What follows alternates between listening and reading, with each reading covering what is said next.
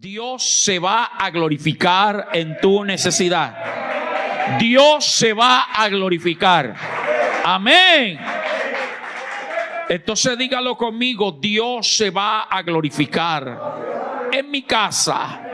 Dígalo: en mi casa, en mi familia, en mi salud, en mis finanzas.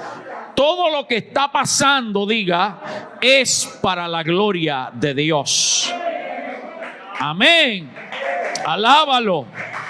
No dejes ir esta gloria, esta unción, esta presencia que Dios está desatando en este lugar. Y los que están allí conectados en directo, coloquen allí también: Dios se va a glorificar en mi vida, Dios se va a glorificar en mi casa, Dios se va a glorificar en mi familia. Evangelio San Juan, capítulo 9, versículo 1, dice la Sagrada Escritura: al pasar Jesús vio a un hombre ciego, ¿de qué? De nacimiento. Versículo 2: y le preguntaron sus discípulos diciendo: Rabí, que quiere decir maestro, ¿quién pecó, el ciego o sus padres, para que haya nacido ciego? Respondiendo Jesús: no es que pecó él ni sus padres, sino para que las obras de Dios se manifiesten en él. No es que pecó él o sus padres, sino para que las obras de Dios, ¿qué? Levanta tu mano y dilo conmigo: las obras de Dios se van a manifestar en mí. Este pasaje nos ratifica estos 3 versículos, aunque es una historia completa. Yo leí 3 versículos, nos ratifica 2 doctrinas fundamentales para la vida cristiana. Usted sabe que le he recalcado que nosotros nos dejamos guiar es por doctrina y no por dogma. Y aquí hay una doctrina fundamental, y es que el pecado genera consecuencias. Esa es la primera doctrina. El pecado genera consecuencias. Y aunque tú te arrepientas, aunque le pidas perdón a Dios, el pecado traerá consecuencias. Amén. Pastor, pero si yo le pido perdón a Dios y yo me arrepiento, ¿cómo así que me va a venir consecuencia? Porque si el pecado no generara castigo o reprensión o consecuencia, perdóneme, seríamos unos sinvergüenza. ¿O no? Entonces la palabra de Dios nos enseña que todo lo que sembramos recogemos. Y cuando el Hijo de Dios tiene claro que no debe pecar, porque el pecado va a generar consecuencias, entonces nos abstenemos de pecar. ¿Amén o no amén? Entonces este pasaje nos enseña eso, hermanos, que tenemos que cuidarnos. Si no, estaríamos jugando con Dios. Al igual que lo hacía usted antes en la religión tradicional. Se persinaba, iba a misa, adoraba a Dios a la manera que le enseñaron, pero la vida seguía igual. Bueno, de pronto uno que otro no. Vamos a pensar que hay excepción en la regla, pero la mayoría. Y de allí viene el dicho que el que peca y reza, empata. Y la gente se la vive empatando con Dios. Pero Dios no quiere empatitis. Dios quiere que usted y yo seamos más que vencedores en Cristo. Es decir, que el pecado no reine en nosotros, sino que nosotros tengamos claro que no es el hecho de satisfacer un momento y caer en el pecado, sino lo que viene después del pecado. Amén. Entonces, esta historia habla de una pregunta que le hicieron los discípulos a Jesús. Mire que no fue el resto de los judíos los que le preguntaron a Jesús. Fue los que andaban con Jesús. Lo que me hace entender que tal vez, aunque no está registrado en la Biblia, tal vez en algún momento Jesús dialogó con los discípulos acerca de las maldiciones del pecado. Y por eso ellos, No lo hacen como una pregunta a ver si es verdad que el pecado traía consecuencias. La pregunta de ellos es con seguridad.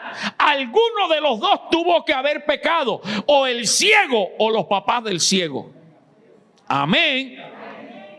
Hermano, entonces sabemos que la ceguera no era por culpa del ciego. Porque la pregunta fue, ¿quién pecó para que naciera ciego? Es decir, que no fue que perdió la vista, sino que nació siendo ciego. Y nadie puede pecar antes de nacer. Entonces ahí la pregunta sí estaría un poco errada. Porque podemos entender entonces que el pecado podría haber sido de los padres, es decir, de las generaciones pasadas. Entonces esto nos lleva a comprender más todavía que las consecuencias de un pecado recaen no solamente sobre la persona que los ejecuta, que ejecuta el pecado, sino sobre toda la descendencia. Y cuando la pregunta que le hacen a Jesús es este o sus padres, no estaban hablando solamente de papá y de mamá, estaban hablando de los ancestros. Y cuando usted contextualiza la palabra de Dios dice que Jehová visita la maldad de los padres sobre los hijos hasta la tercera y cuarta generación.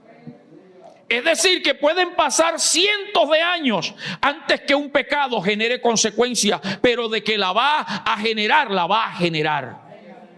Y es allí donde usted y yo, y le digo esto no para que lo tome como un juego, es importante tener claro que cuando le fallamos a Dios, cuando pecamos, pidamos misericordia también. Porque Jehová reprende y castiga a cualquiera que recibe por hijo.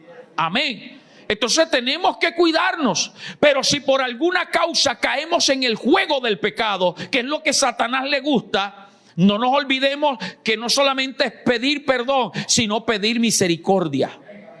Le repito, la Biblia dice que Jehová reprende y castiga ¿a quién? A cualquiera que recibe por hijo. Y ayer le pregunté a alguien de aquí, de nuestra iglesia, de aquí, no le voy a hablar de otra iglesia, de aquí.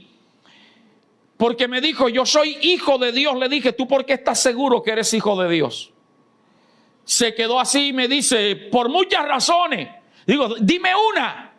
¿Y sabe cuál fue la respuesta? Porque estoy en la mejor iglesia. Le dije, no, estás equivocado. Porque aún la iglesia católica dice que es la iglesia mejor. Así que no es el hecho de que usted pertenezca a una o a otra iglesia que lo hace hijo de Dios. Pastor, y entonces busca ver cuál es la razón para tener la seguridad de que eres hijo de Dios. Y le decía, la mayor seguridad de que tú eres hijo de Dios está en el Evangelio de Juan capítulo 1, versículo 11 y 12. Dice, a los suyos vino y los suyos no les recibieron, mas a todos los que les recibieron, a los que creen en su nombre, les dio potestad de ser hechos hijos de Dios. O sea, les dio el derecho.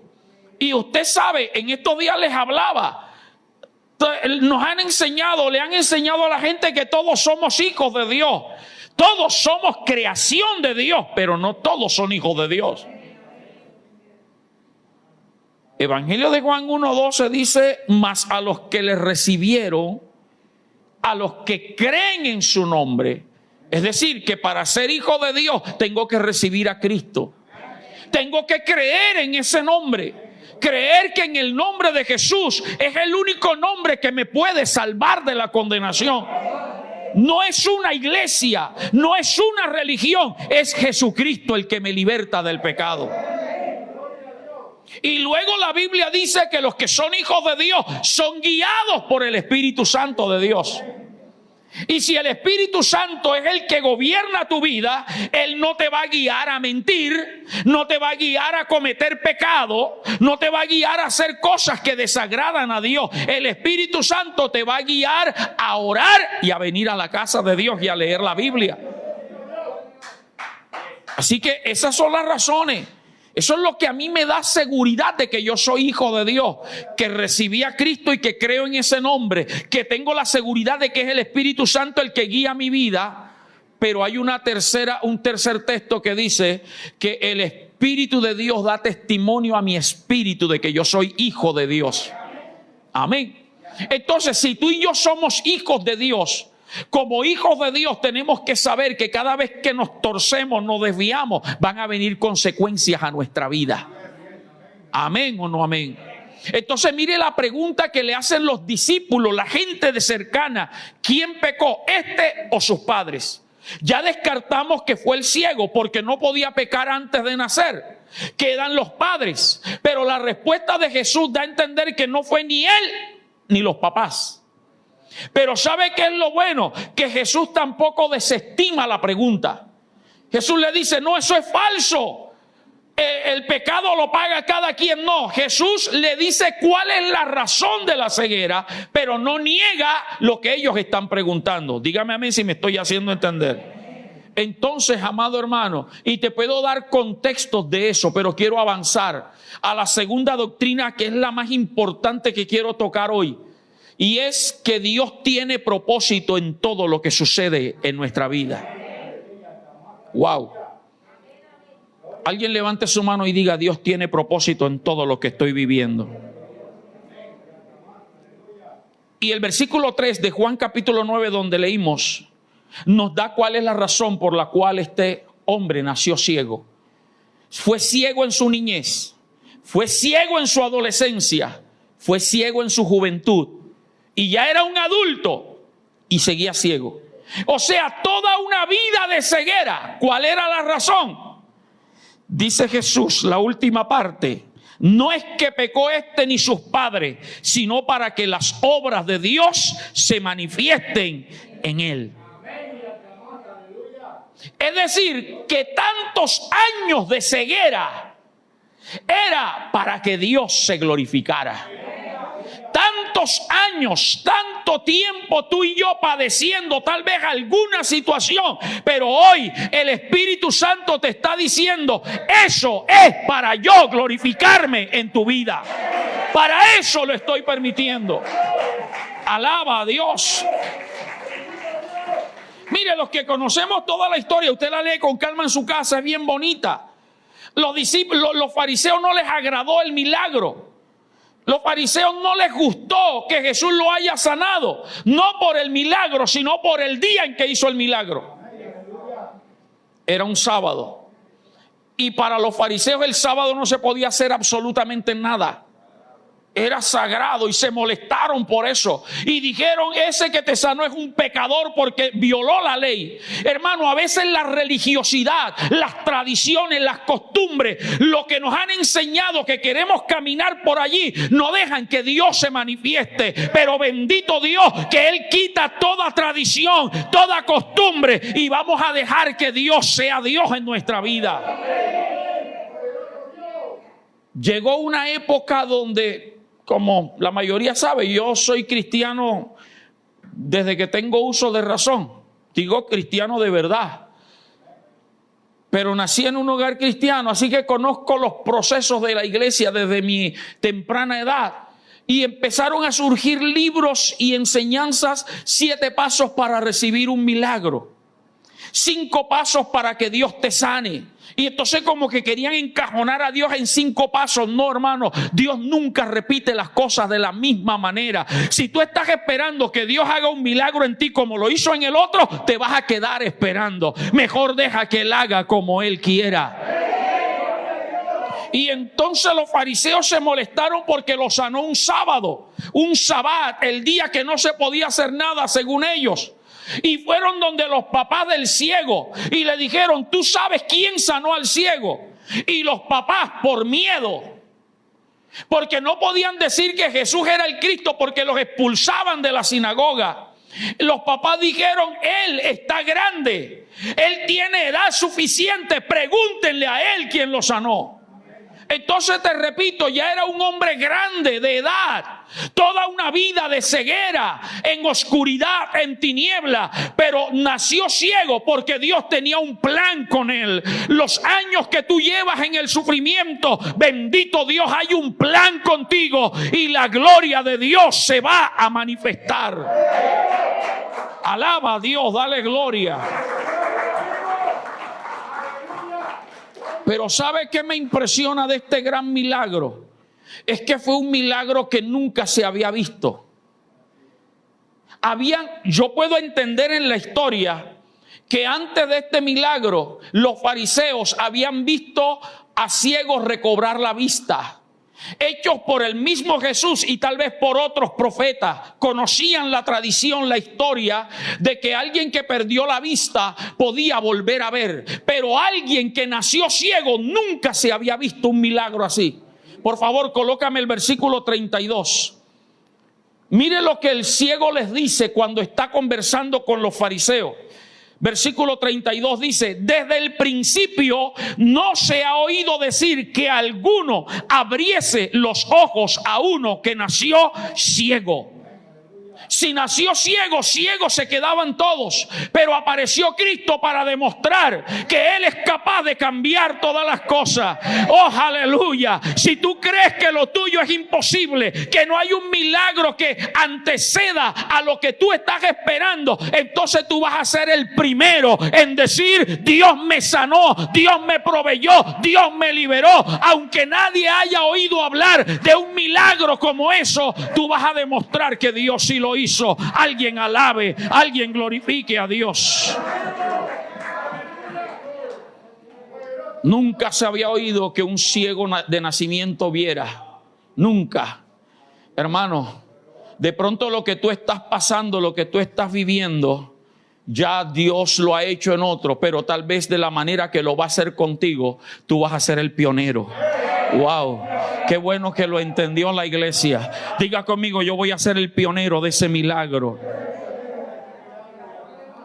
Entonces la doctrina aquí es que todo lo que pasa tiene un propósito. Dios conoce tu vida. Dios trazó un plan contigo. Y tal vez muchas de las cosas que estamos viviendo negativas en la salud, en el hogar, en la finanza, en la familia, son producto de nuestra rebeldía y nuestra desobediencia, de consecuencias de nuestro pecado. Pero Dios sabía que eso iba a suceder. A Dios no lo coge nada por sorpresa. Y aunque Dios tiene un libro trazado para ti y para mí, tiene tu vida trazada. Aunque Dios a mí me dio el privilegio de nacer en un hogar cristiano y tenía un trazo recto para mi vida, Dios sabía que en algunos momentos de mi vida yo me iba a salir. Porque Dios respeta el libre albedrío, ya Dios lo sabía. Y Dios, como lo sabía, tenía una consecuencia preparada para que en esa consecuencia Él se glorificara y yo volviera a entrar al camino de Jehová. ¿Me estoy haciendo entender? Así que diga conmigo: todo lo que me pasa tiene propósito de parte de Dios. Ahora, para que esto sea doctrina, yo les he dicho que debe tener por lo menos otro texto que lo apruebe. Y hay un texto que todos conocemos, Juan capítulo 11, versículo 4. Juan 11, 4. La historia de la resurrección de Lázaro. Amén. Lázaro enfermó. Jesús era muy amigo de esa casa, de esa familia. Jesús estaba distante de Betania, donde Lázaro estaba enfermo. Permítame parafrasear la historia. Y las hermanas de Lázaro envían mensajeros al lugar donde estaba Jesús. Díganle a Jesús que aquel a quien él ama, es decir, a Lázaro, está enfermo. Y cuando encuentran a Jesús, los mensajeros le dicen: mira, Jesús, Marta y María de allá de Betania, donde tú llegas, los que tú amas, te mandan a decir que Lázaro, tu amigo, está enfermo. Y el versículo 4, Juan 11:4 dice: oyéndolo Jesús dijo: esta enfermedad no es para muerte, sino para ¿qué? Diga conmigo, lo que estoy pasando es para la gloria. Pero diga lo que usted lo crea. Y los que están viendo la transmisión también. Diga, esto es para que Dios se glorifique. Esto es para la gloria de Dios. ¿Usted lo cree? ¿Usted lo cree? ¿Usted lo cree? Los que están aquí lo creen. Le estoy preguntando ahora a los que están viendo la transmisión, ¿ustedes lo creen? Yo lo creo, que todo lo que he vivido y lo que voy a vivir es para la gloria de Dios.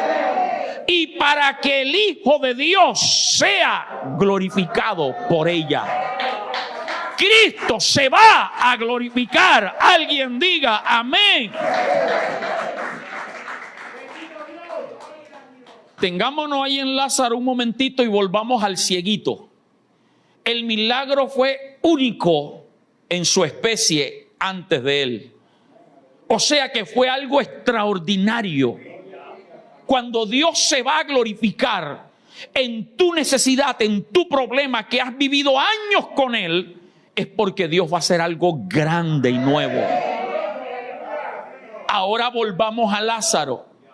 La enfermedad no es para que se muera, es para la gloria de Dios y para que el Hijo de Dios, Jesucristo, se glorifique.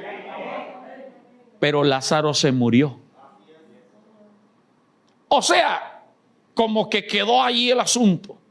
Hermanos, ¿cuántas veces no hemos creído una palabra y la hemos sellado en el corazón y hemos declarado y hemos creído, pero el problema se vuelve peor? ¿A cuánto les ha pasado? A mí me ha pasado. Igualito.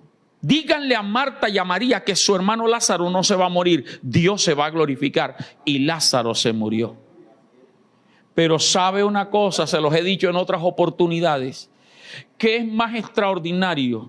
¿Qué es más sobrenatural y poderoso? ¿Sanar a un enfermo o resucitar a un muerto? Y antes de eso no había un precedente alguno. Bueno, digamos que sí, corrijo. El profeta Eliseo, después de un año de estar muerto, sepultado, los huesos secos allí, cayó un muerto sobre él y se levantó. Pero a mí me dice literalmente la Biblia que cuando Jesús fue a resucitar a Lázaro, Marta le dijo, Señor, hiede, porque tiene 4 días. No dijo de pronto hiede, dijo tal vez hiede. Ella dijo hiede. Quiere decir que el hedor salía. Y si hedía era porque su carne ya estaba en descomposición. Era porque ya estaba empezando el cuerpo a descomponerse, había tal vez gusano.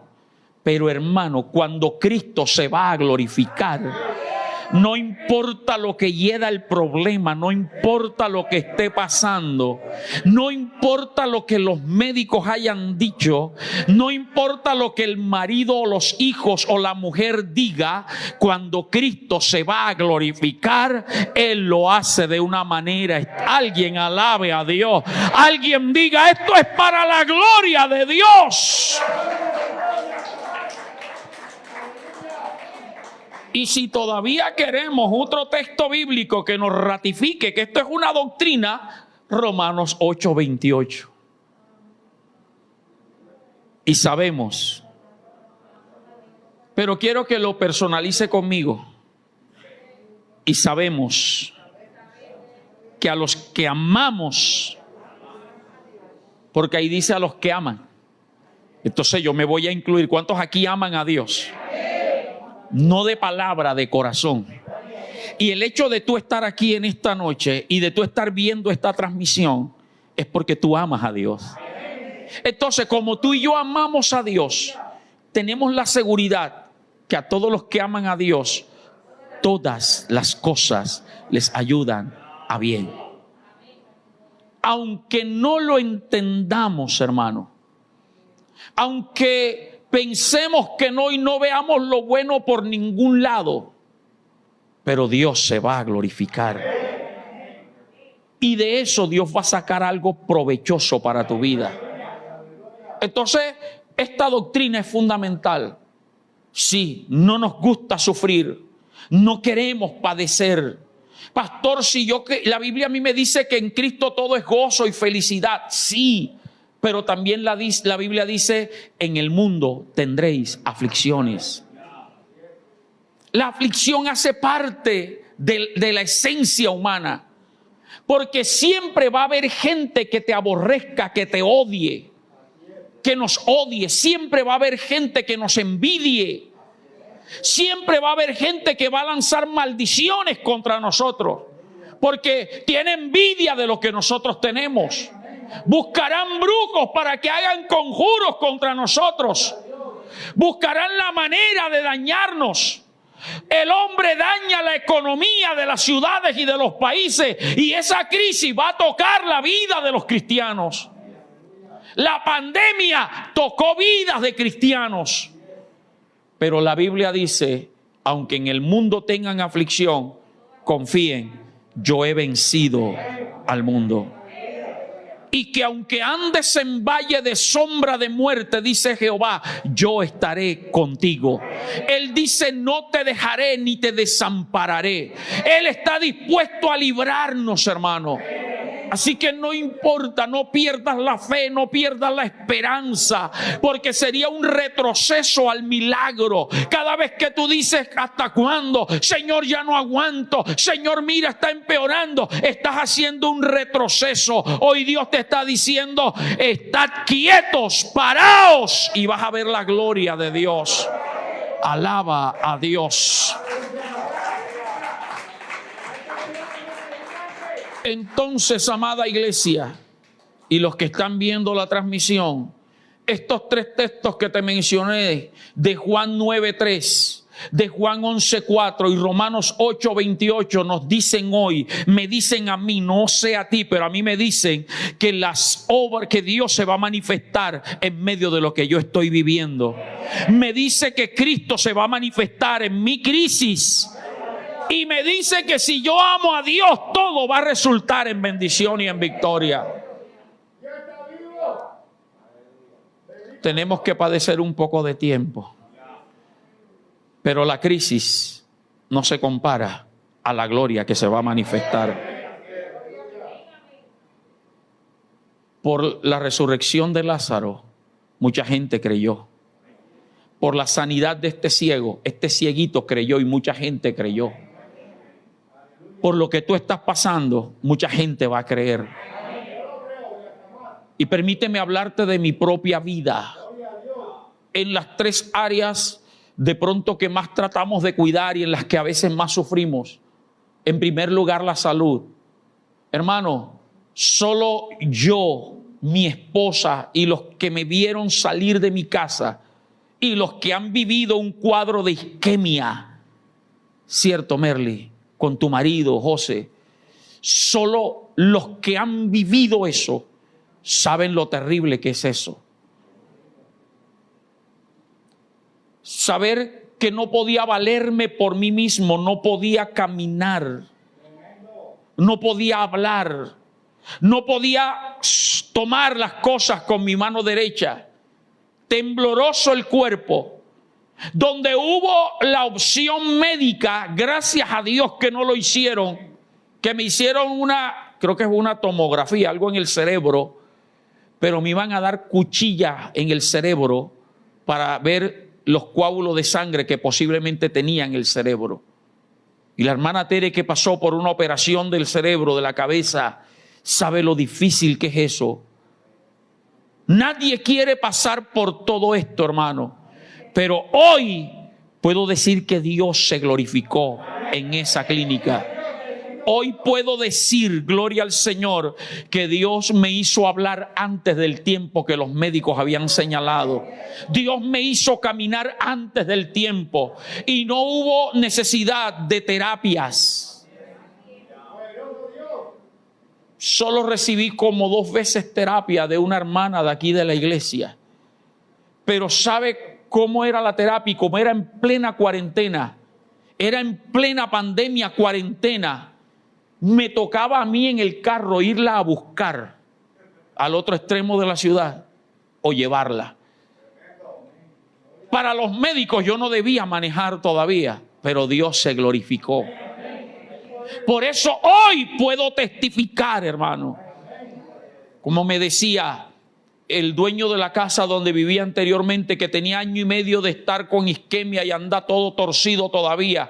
Jonathan, ¿usted qué comió? ¿Qué tomó? Perdón, ¿qué medicamentos le dieron para que usted se levantara tan rápido? Le dije, la oración y la fe en Cristo.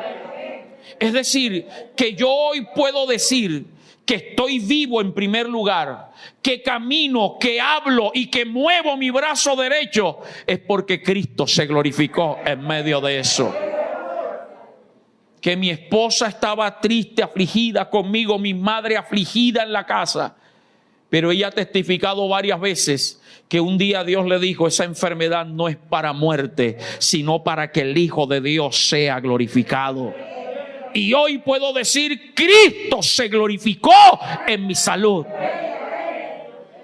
Y no esperes que Dios te hable como le habló a la pastora Olimpia, bañándose, llorando por su hijo, y Dios le trajo a la mente, porque no fue audible. Ella ha dicho que no fue que Dios le habló a Olimpia, no, al corazón le trajo la palabra. No esperes que Dios haga eso contigo, por eso hoy te lo está diciendo. El Hijo de Dios se va a glorificar en esa situación que está viviendo. Aleluya. He tenido crisis financiera, al igual que usted. Me he encontrado algunas veces sin 5 en el bolsillo. He tenido que echar mis sueños al olvido porque la falta de dinero no me lo ha permitido. Tenía el sueño de comprar la casa donde estaba. Y cuando todo se cerró, sentí tristeza. Me sentí incómodo, hice todo lo espiritualmente posible, pero hoy puedo decir que Dios se glorificó en el apartamento donde estoy viviendo.